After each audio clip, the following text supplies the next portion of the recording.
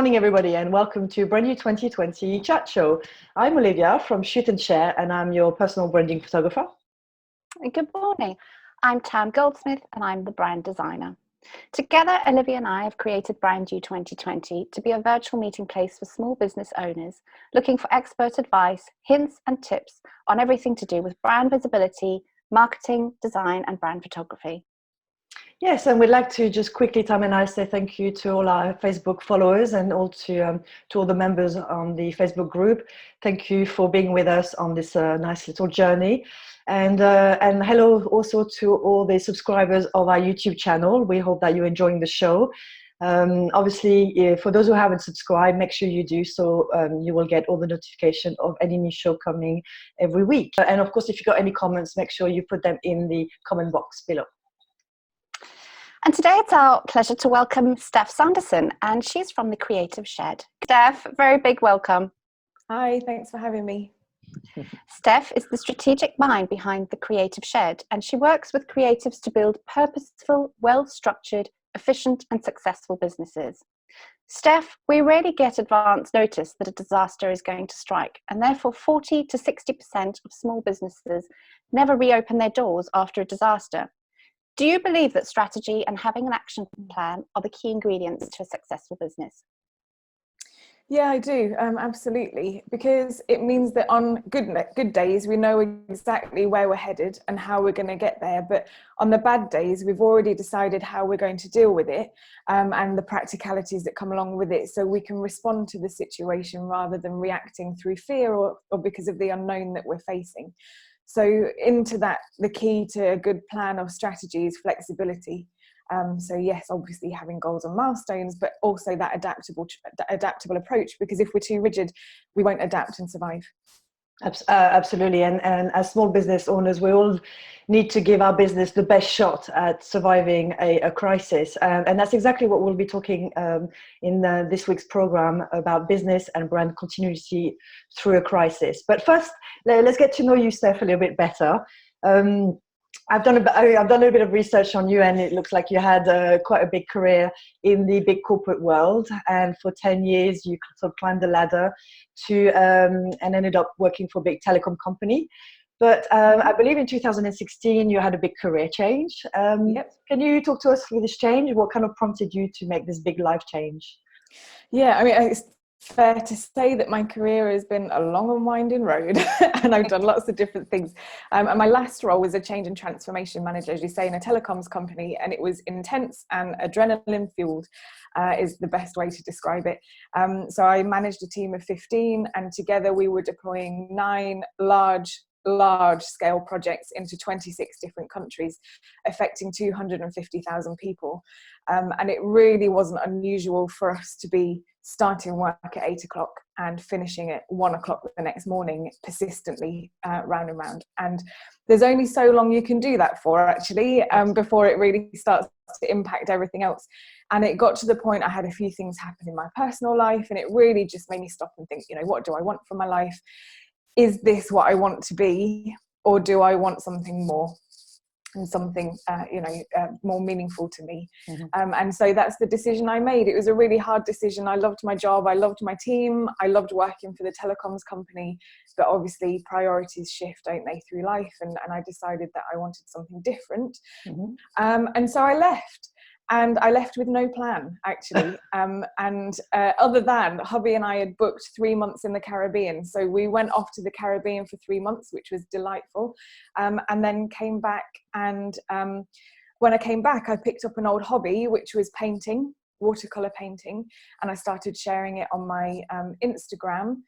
And it started selling, and I was very confused, actually, for the whole time that it was selling. But very quickly, I built a commission book that was full, and consistently full for a couple of years. And so it became a business, and I made it a fully fledged business. The Country Shed is what that one was called.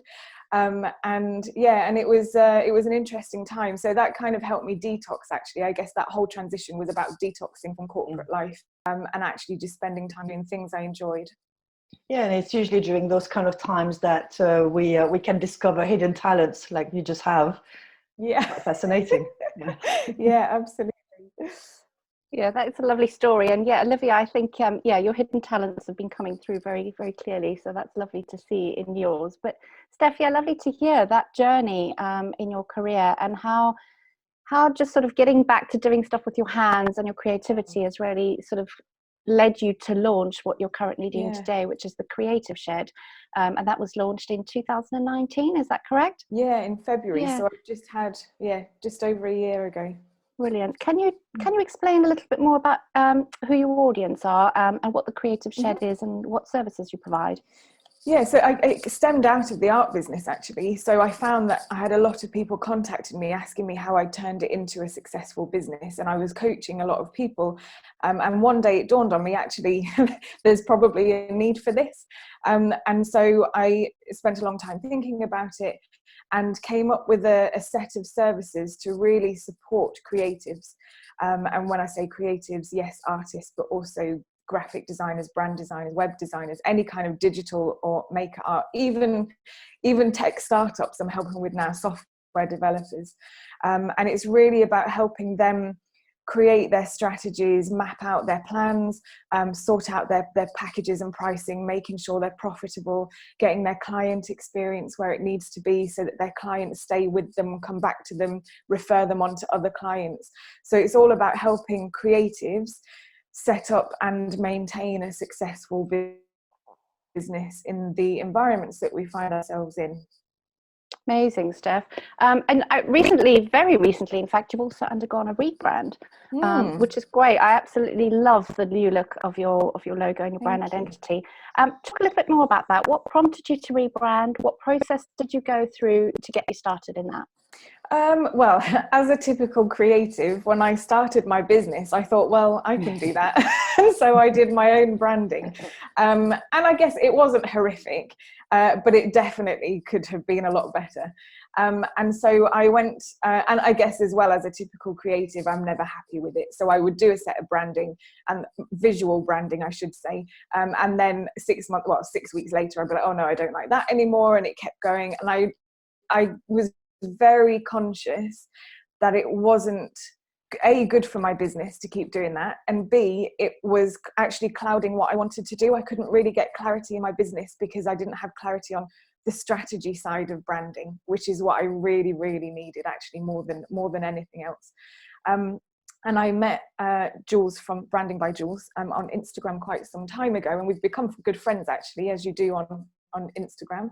And I knew that when I got to the point where I would be getting it done professionally, which ended up being about a year in as things were growing, she would be the one to do it. It was sort of a no-brainer for me. She was the one that was always going to do it when I got to that stage. So it was actually a really easy process for me. Once I'd made the decision, I just sent her a text and that was it. And we got the ball rolling, and we hopped on a call, and then started the process with questionnaires and that kind of thing. It's a really exciting process to go through a rebrand. And I mean, we're all creative business owners here, and we're all creative artists in our own right. And I think we can all relate to, doing your own logo for so many years until you get to the point where you've hit a wall and you know that you can't, you need professional help to really take your brand to the next level. So I think we can all relate to that. So we can, we've all of us have our own little story. So what's the story behind naming your business The Creative Shed? Well, I mean, it's kind of boring compared to other people's stories, I think. So I already had The Country Shed, which was my art business, as I've already mentioned. And at the time, I thought I might run them both alongside each other, and so I wanted some continuity and consistency with the branding, as you do. And so The Creative Shed just kind of happened. I don't even really know how it happened. It just seemed like a sensible option for the consultancy side of the creative business. That was really it. And then I thought about, when I actually did my rebrand recently, I thought maybe this is a good opportunity to change it, because my art business no longer exists. So actually the name in isolation, does it still make sense? As there's no wider brand around it. And so I did some market research actually with my audience, and literally everyone said, no, don't change it, which I was really surprised at, because I was all up for changing it. And so I felt a little bit disappointed, but once I got over my own personal attachments or lack thereof to it, it's important to have consistency and respond to your market, isn't it? That's essentially why we're all here. So yeah, absolutely. And getting to ask your audience what their feeling was also a really good point, because we need to respond to them as well. But why shed? Do you have a shed in your back garden? Well, no. So the actually coming right back to the original business, the art business, when I first set it up, it was originally going to be for all things country homeware. So it was a feel I was going for, in like that rustic country style. I lived in the country at the time. Now I live by the beach, so it's very different. But at the time I was in the middle of the country, and it was very much a feel that I was going for, and I was going to do homeware and soft furnishings and all of that, and that never really happened. You know how businesses evolve the second you launch them. And so that's where the shed came from, and then it's just kind of stuck. Okay. Yeah, it's always interesting. Yeah. I have to admit, I love the name Creative Shed, and I've loved it ever since I found you first on Instagram. So I think it's a brilliant name, and it's lovely to hear the story behind it. So thank you for sharing that. It dawned on me the other day, actually, that a shed is where you keep your tools, isn't it? And so really, if I think about it from a consultancy perspective, I'm providing the tools for a client. Absolutely. So that's not what the intention was, but I think it still works. Well, that's really great to add to your story going forward, now that you've got that thought there. And your new logo, Steph, is great. I absolutely love it. So for anyone who wants to see Steph's logo, definitely I think Olivia will put it at the end of this video, and we'll also include it in the comments once this video is up. But yeah, tell us about the design and the thought process behind it, how you and Jules came up with that. Yeah, so I think some of the things that I spoke to Jules about that I wanted to incorporate, I'm really clear that I don't want my business to be a standard consulting business. I have worked in that environment, and it's sort of the opposite of what I want mine to be, because I'm working with creatives. I want it to be fun, and I want it to have energy, and I want it to be light and refreshing, because that's how I want people to feel when they work with me, is that they enjoy it, and it sort of takes a weight off their shoulders. And so I shared all of that with Jules, and she has built that into the logo with colours, with the style of the icon. And actually she's referenced where I live as well. So although it does have a shed in it, with the colours and with the lines that are on it, it kind of looks like the sea too. So I think it's a really nice combination of sort of where I am, where the business has come from, and how I want my clients to feel. So, you know, I left her to the design, because, you know, creatives can be controlling, can't they? So I stepped away from it completely, and wanted her to do something I could never come up with on my own. And she absolutely nailed it. Absolutely did. Yeah, absolutely. She's definitely encompassed everything that you just said all into one design, and that's exactly the feel of it. So once you kind of launched that new design, have you had any feedback from your clients? And has it had an impact on your business? Yeah, massive. Honestly, massive. I mean, and obviously the feedback was fantastic. I think I posted it on my Instagram, for example, and it is my most ever engaged with post and liked post and saved post, and actually Jules went on to get work from it, which is fantastic. So I think that speaks volumes for the design that she's pulled together, and the visual stuff. But actually it's the strategy work that's really transformed my business, and actually me within my business, because I realized through the process that I went through with Jules that I wasn't representing my business properly in the way that I spoke about it. So I knew how I felt about it, but actually the way that I was presenting that to other people, I reverted to my corporate voice, which obviously that's my background and training. And so my corporate voice is my default, and hadn't quite connected the two. And the process that I went through with Jules really helped me to nail that and my strategy for my business, and how it is different, and I am changing the face of consulting, and I do want to show people that it can be done in a different way. actually Jules and that brand strategy really helped me to nail that. And that clarity that I've had has changed everything. It's changed the way that I present my business when I'm in a room. It's changed the way that I talk to clients. It's given me confidence with my business in ways that I never had it before.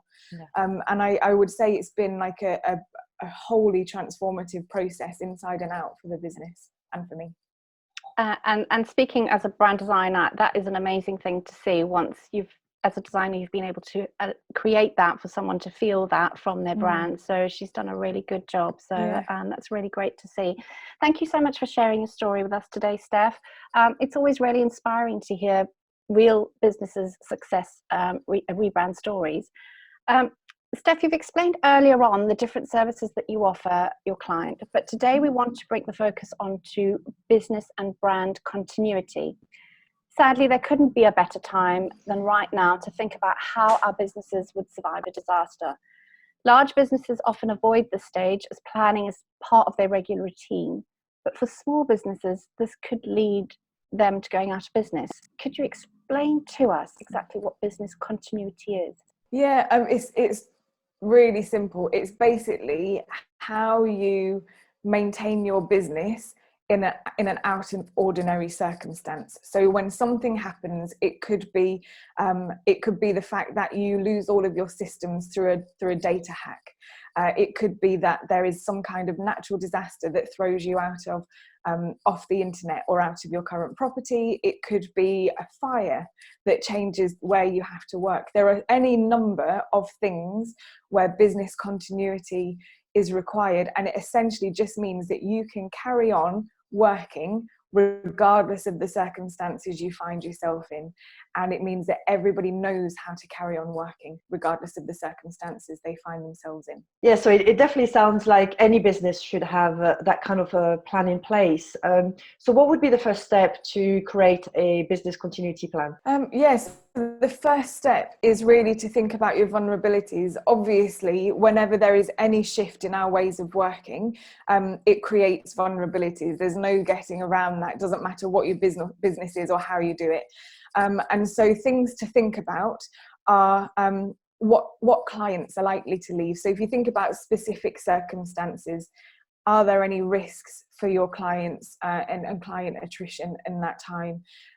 Therefore, if there is, what kind of value are you looking at? And is there anything you can do to mitigate that now, to build up a buffer within your client base so that if you lost that, it wouldn't impact your business too great?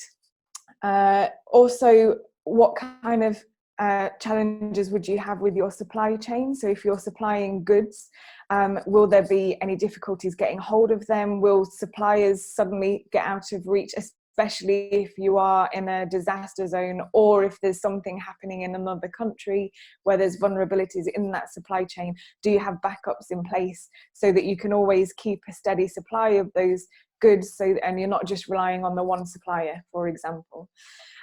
Your cash flow. So cash flow is really important in these times. We've seen it now more than ever. And actually, really interestingly, now we see large businesses, mega businesses, having cash flow issues because of the way they've structured their businesses. As a small business, we have far more control over it. And so now it's thinking about, okay, how can I ring fence some of my profits to cover X amount of time within my business to ensure that I can cover my overheads, my staffing costs, new products, anything like that within that time. It's really different. Like, these are unusual circumstances. It's not often we would have to plan for like 6 or 9 months ahead. In terms of cash flow or keeping that ring position to do it. The more you can ring fence, the better in terms of cash flow. And then, we have to think about our current services and products, what is viable and what isn't with a change of circumstance. We've all seen people having to shift onto Zoom or that kind of thing. What happens to your services and products in different in the different scenarios? And then anything else, every business is unique. So what other vulnerabilities does your business have? And if you're close to your business, you'll identify that pretty quickly. You'll know what will be impacted, and it's really just identifying that, and then now identifying a mitigation for each of those things if you can.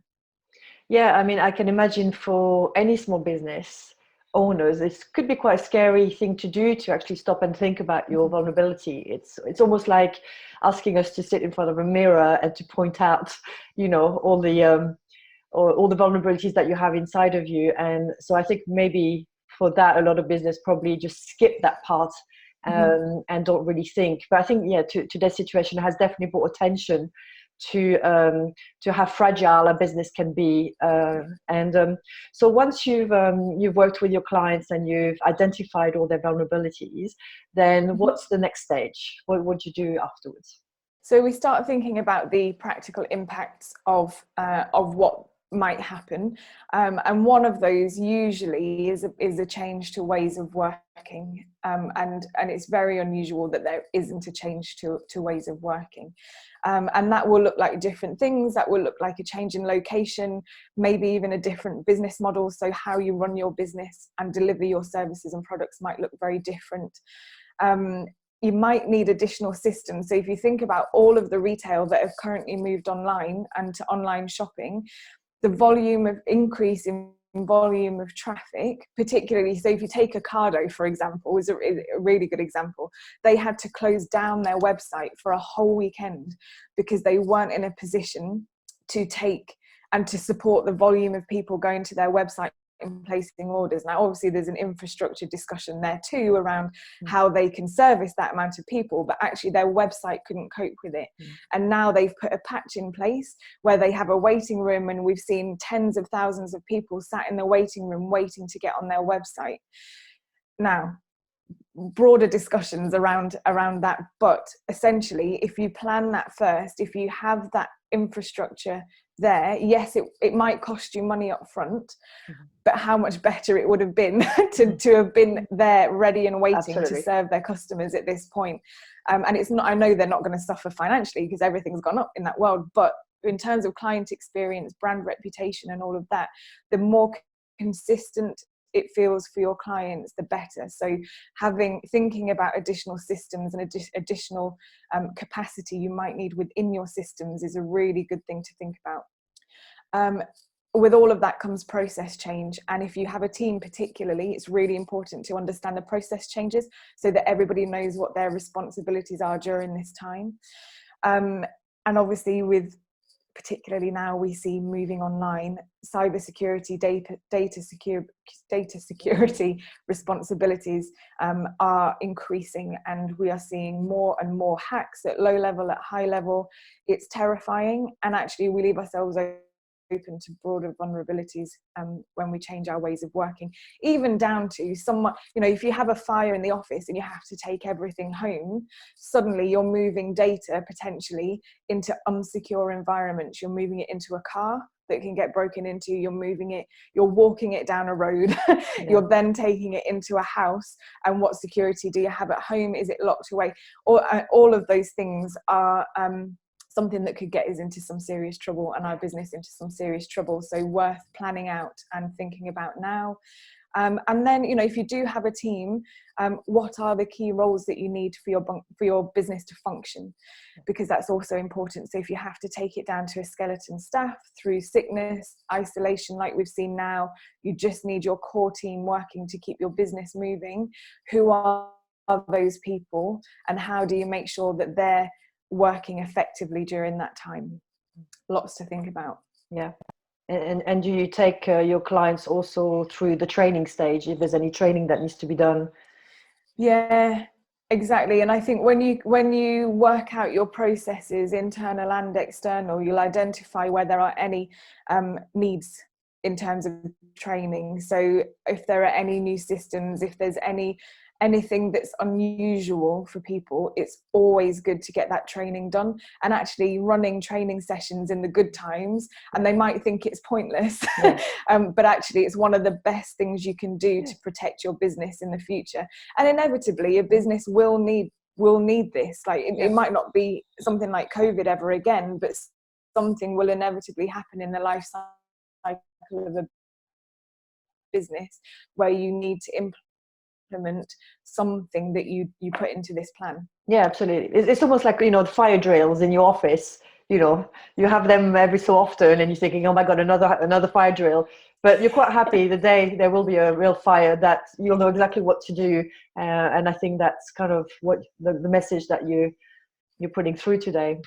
Yeah, absolutely. Brilliant. Stefan, if we obviously then point that towards smaller businesses, so obviously Ocado is quite a big business and all these big businesses need these systems in place, but smaller businesses, an idea for them, they've lost all their income in such a rapid time frame, an idea for them might be to find an alternative source of revenue.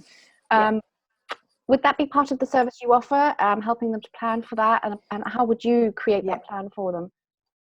Yeah, so definitely something I work through with clients. And what we do is look at what they have now that they can use as a service. So the worst thing we can do, and we see it quite a lot, and it's driven through fear, is panic pivoting. And we find ourselves in a situation and suddenly we're just trying to throw anything out there that will keep money coming in without really aligning it to our brand, to our the value of what we offer, and to our existing client base. And that's super important to do even through this kind of situation. So really, it's about using what you have and what you know now and turning that into something that benefits your clients in the long run and that supports your brand in the long run, and actually builds the value of your business in the long run, and that client loyalty and everything. So often we'll look at things like if they offer a large package, for example, and actually I'm just doing this for myself, so it's probably a good example to use. I offer full day packages with my clients, and actually it's an £800 package. I am pretty realistic that at this time I am not going to be selling many of those packages. I can't imagine it's going to be a high turnover for them. However, I know that within those packages there are sections of that service that at this time will be incredibly valuable to people. They just don't want everything around it, and at this time can't afford or don't want to spend out on everything around it. So I'm pulling those sections out and creating standalone sessions that are a third of the price, a quarter of the price actually of the full day, that they can then access the sort of real gritty stuff that will support them in this time, which is the key thing. You want it to be valuable during a crisis. But it's not asking them to do something unrealistic at this time either. No. So if you can create the bite size, that's really a good way to start, I think. It's a great idea, and it definitely will help all these business owners to just grab exactly what is essential to them today, and also giving a good window to what you can offer at a later stage, the full package. So it's great. I mean, it definitely sounds to me like having a business continuity plan will help you sleep better at night and have a clearer conscience that no matter what, you are ready and things are in place. And I think as small business owners, we can all relate to sleepless nights and worries. And so business continuity plan is definitely something to think about. So we've talked about the business side of the continuity, but let's talk a little bit about the brand. What would you say is the sort of the negative effect for your brand as a whole if you do not have a business continuity plan in place? What can happen to your brand image? So it's a really difficult place to be for brands, I think, because it's something you can't backtrack on. But actually, if you break your brand values, if you slip up on the customer experience, the effect can be really, really devastating actually for a business.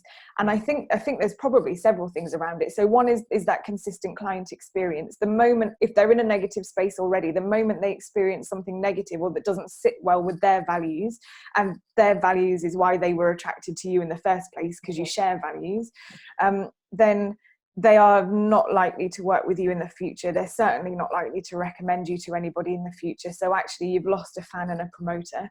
And if you times that over multiple times, that can be devastating, especially for small businesses when we rely on fans and promoters. Even if people don't work with us, they will recommend us if they like us. So we don't want to lose that word of mouth recommendation and referral network.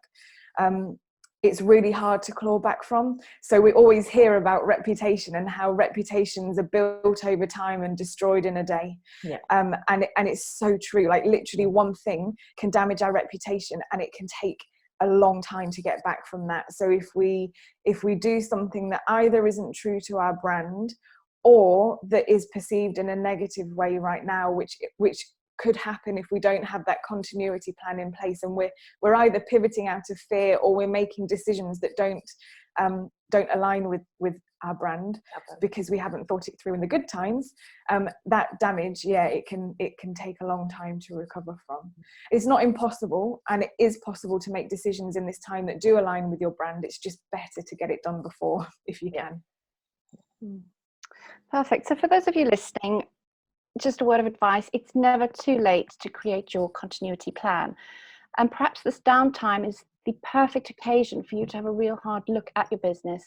And if you're wondering how you will get through the next few months with your business, chat to Steph.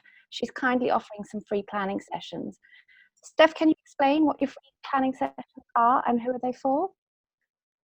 Yep, so they are for anybody that is worried about their business, or they're making some decisions in how to survive this time that we find ourselves in at the moment.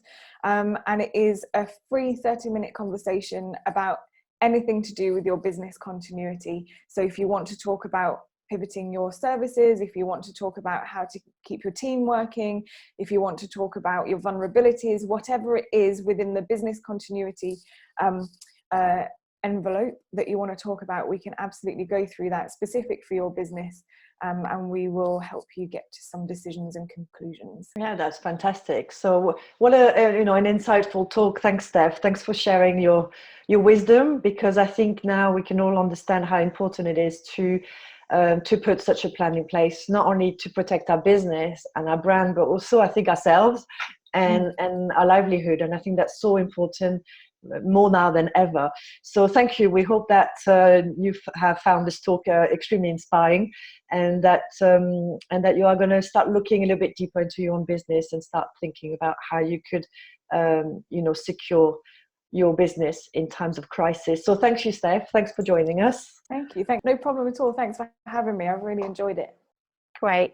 So please join us again next Monday at 11:30 a.m. when we will be chatting to Amber Badger from Badger Creative, and she will be discussing copywriting during a crisis.